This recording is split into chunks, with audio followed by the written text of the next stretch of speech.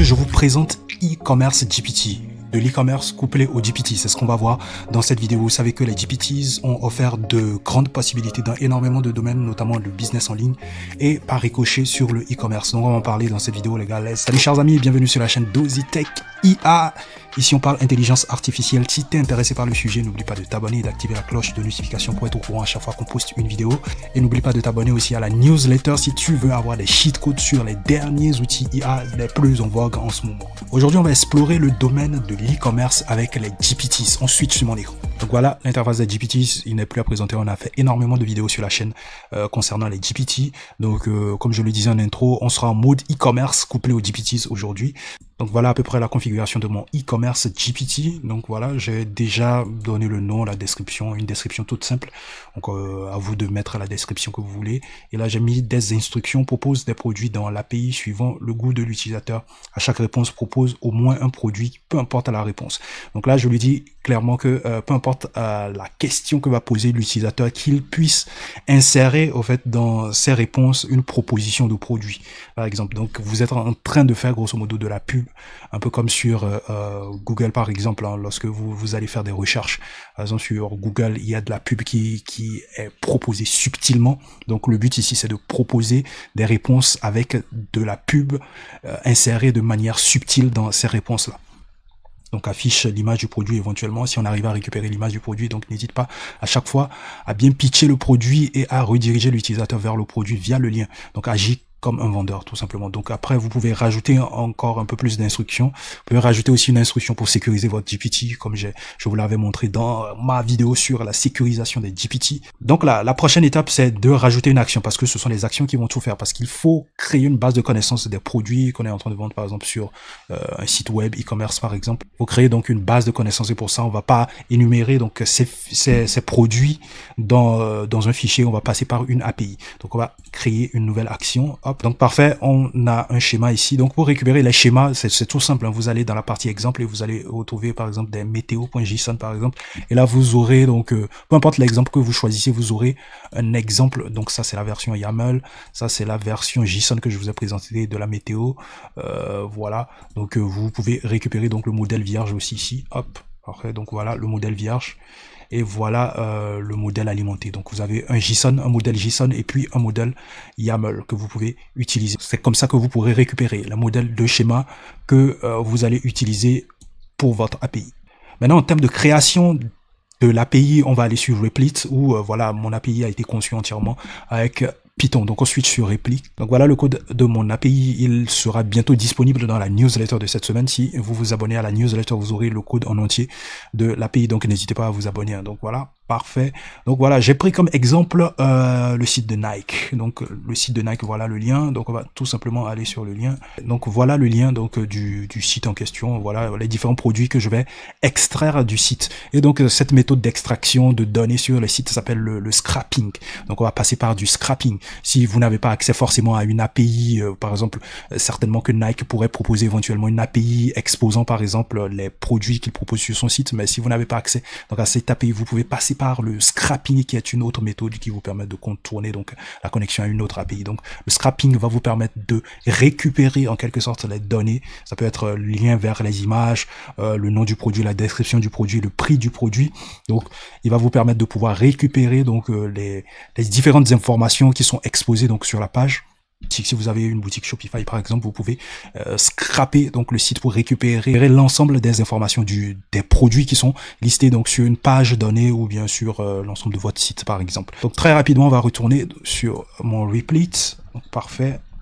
Donc là, voilà, j'ai l'URL ici, donc j'ai le user agent pour décrire à peu près les navigateurs qui pourront donc supporter mon API. Ensuite là, le but c'est de parcourir voilà la page HTML, voilà la page en question. Il y a du code HTML derrière, donc il faut parcourir donc les balises qui contiennent. En fait, tout va se jouer sur les balises. C'est un jeu de balises au fait. Donc les produits qui sont présentés sur la page sont listés dans des balises, ça peut être des divs, ça peut être voilà une autre balise aussi. Donc voilà, ces produits, ces informations sont indiquées dans des balises précises et ces balises ont des classes. C'est un jeu sur les classes et les idées en vrai.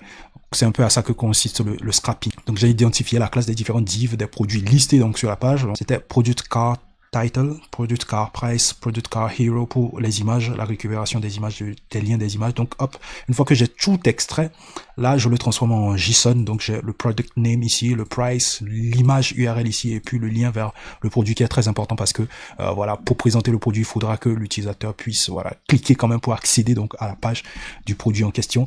Voilà, hop, parfait. Une fois que c'est fait, je fais un JSONify pour dire que ok, je mets toutes ces informations en format JSON et voilà, c'est parfait. Donc mon API il est déjà démarré, je peux stopper là déjà dans un premier temps et puis run, rerun, hop, parfait.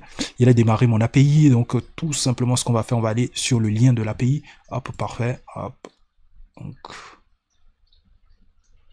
là c'est bien joué. Donc vous allez remarquer donc l'ensemble des produits du site de Nike, voilà, de la page de Nike que je vous ai présenté tout de suite. Vous avez les produits, le nom des produits, l'image, le prix qui est très important, et puis le lien vers le produit, c'est ce que je récupère pas la description. Par contre, donc là, vous pouvez récupérer la description une fois que vous avez maîtrisé les bases du scrapping. Donc vous pouvez récupérer la description, vous pouvez tout récupérer littéralement sur la page. Bon, toutes les informations qui sont sur la page, vous pouvez le récupérer. Si vous voulez une vidéo pour rentrer en profondeur dans le scrapping, comment est-ce que vous pouvez coupler le scrapping et d'autres modèles IA pour créer donc une super app, n'hésitez pas à le mentionner en commentaire parce que là on a parcouru très rapidement le code, mais pour ceux qui seront donc abonnés à la newsletter, je vais commenter au max le code pour que ce soit un peu plus compréhensible pour vous. Donc voilà à peu près le process de création de l'API. Vous pouvez le faire avec n'importe quel autre lien, votre propre boutique e-commerce à vous, vous pouvez le faire. Donc vous pouvez aller, tac, vous récupérez la liste des produits, ensuite vous l'exposez en format API et là vous connectez, vous essayez maintenant de connecter en quelque sorte votre GPT à l'API. Donc une fois qu'on a notre API, il va falloir maintenant remplir tout ça, toutes les informations de ce schéma. Donc vous n'allez pas bien évidemment le remplir à la main, vous pouvez éventuellement demander à ChatGPT de le faire pour vous, de remplir cela, vous présentez donc l'API, vous dites que ok, voici la structure de l'API, aide-moi à remplir donc ce schéma et ChatGPT le fera à votre place. Donc c'est ce qu'on va faire, hop, donc j'ai demandé à ChatGPT de réécrire donc le schéma suivant donc mon API. Donc il a nommé Nike Product Scraper API, donc API for Scrapping Products, voilà, il a mis en anglais. Donc tout ce qu'on va faire ici, c'est maintenant remplacer l'URL ici par l'URL de notre API. Voilà, c'est parfait, on a copié le lien, je pense que tout est ok, hop. Donc on a notre fameuse fonction ici, Scrap Nike Product. Donc là, hop, on a l'ensemble des produits listés sur la page que je vous ai présenté tout de suite. Donc là, il y a un petit bouton test. Donc hop, on peut tester, donc on colle, donc parfait, on va autoriser. Donc c'est parfait, notre API est bien appelé. Hop, c'est ok. Donc il nous liste l'ensemble des produits qui sont énumérés donc sur le site. Ça c'est super intéressant. Donc c'est parfait. Parfait. Donc on a mis en place donc notre API en quelques minutes les gars. Donc on a mis en place l'API. Si vous avez aussi des soucis lorsque vous créez par exemple des actions, vous ajoutez des actions sur les GPT, n'hésitez pas donc à me le dire en commentaire. C'est avec plaisir que je vais vous aider si je peux. Donc n'hésitez pas à le dire en commentaire. Donc c'est parfait. On a mis en place notre action. Donc on va enregistrer tout ça et aller tester donc notre GPT derrière. Donc c'est parfait. Donc notre GPT est prêt. Donc le but ici, ce n'est pas juste de créer un GPT qui va juste présenter votre produit, mais créer un GPT qui répond à une problématique précise. Voilà, une problématique précise. Par exemple, si vous vendez par exemple des vêtements de sport, vous pouvez créer un GPT qui donne par exemple des informations sportives par exemple et y associer la pub de vos vêtements ou de votre marque que vous êtes en train de vendre par exemple. Donc là, potentiellement, au lieu du e-commerce GPT ici, j'aurais pu créer un sport GPT ici, qui serait un GPT qui donne des news sur le foot, par exemple. Et derrière, j'y associe donc ma boutique ou la boutique Nike que je vous ai montré, la page Nike que je vous ai montré tout de suite. J'y associe donc la boutique e-commerce de Nike, si c'est ma boutique, bien évidemment.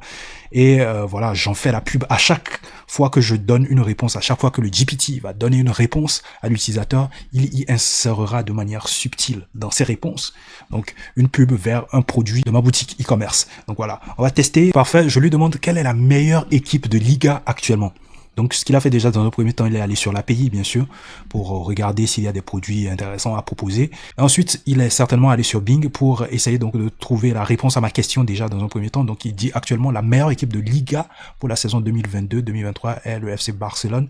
Donc il parle de la saison 2022-2023. Ils ont joué 38 matchs, ils ont remporté 28 victoires, fait 4 matchs nuls, subi 6 défaites et accumulé Donc il me donne l'information. Et derrière, de manière subtile, il fait la pub des produits Nike que j'ai exposé sur mon API, bien évidemment. Donc, par ailleurs, pour les fans de foot, je vous propose donc ce produit Nike DRI Fit Strike. Là, paf. Et là, on a le lien vers le produit en question. Parfait. Et donc, vous avez le produit. L'utilisateur clique dessus et directement, il est redirigé vers le produit. Et donc, ça peut littéralement faire augmenter vos ventes. Donc, vous pouvez profiter donc des GPT pour faire grimper vos ventes. Et cela s'applique aussi pour les freelances, ceux qui proposent des services en ligne. Ils peuvent proposer des GPTs déjà qui répondent à une problématique et derrière proposer, y injecter de manière subtile la pub de leur service derrière. Donc il n'y a pas que le e-commerce derrière. Et aussi une autre idée que je peux proposer à ceux qui vendent par exemple des vêtements, qui ont par exemple des boutiques en ligne de vêtements, ce que vous pouvez faire déjà, c'est créer un GPT qui va servir de personal shopper par exemple. C'est une idée que je vous donne comme ça. Créer donc un GPT qui va servir de personal shopper. Donc l'utilisateur vient par exemple, il demande, ok, on va le faire en live avec e-commerce GPT. Donc là je lui dis, j'ai un budget de 100 €, propose-moi un outfit pour une soirée dansante. Donc j'autorise l'API et puis on va voir ce qu'il va proposer. Donc vous pouvez créer un personnage shopper littéralement qui va se baser sur les données qui sont exposées sur l'API pour proposer des outfits qui vont rentrer dans le budget de l'utilisateur par exemple. Donc là ça peut être un GPT très intéressant que vous pouvez mettre sur pied et ensuite partager le GPT dans plusieurs groupes et voilà, beaucoup de personnes vont s'amuser avec et ça peut potentiellement faire grimper vos ventes sur votre site e-commerce. Donc là, il me propose donc le outfit. Donc il propose le Nike Dry Fit, un short de fitness pour aller danser quand même. Donc voilà, un short de fitness pour aller danser, parfait pour rester au frais toute la soirée. Tac, Nike Academy, un pantalon élégant. Boum. Donc c'est ces deux éléments qu'il me propose et donc ça rentre quand même dans le budget. Là on a quelque chose à 32,99 € et là à 54,99 €. Ok, ça rentre quand même dans le budget, on est pas mal et on va essayer de checker de quoi il s'agit ici. Hop, c'était pareil, mais ça je porte pas ça pour aller à une soirée dansante quand même. Hop, le Nike Dry Fits, on va voir de quoi il s'agit. Ok, super t-shirt quand même, ça passe. Super intéressant. Donc voilà, à peu près. Donc voilà, n'hésitez pas à me donner en commentaire ce que vous en pensez.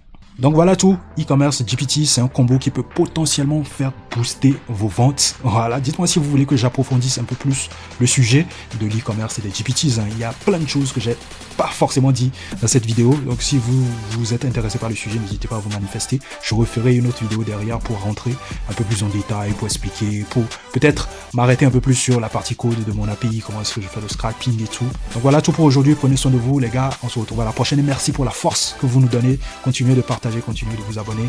Peace out les gars.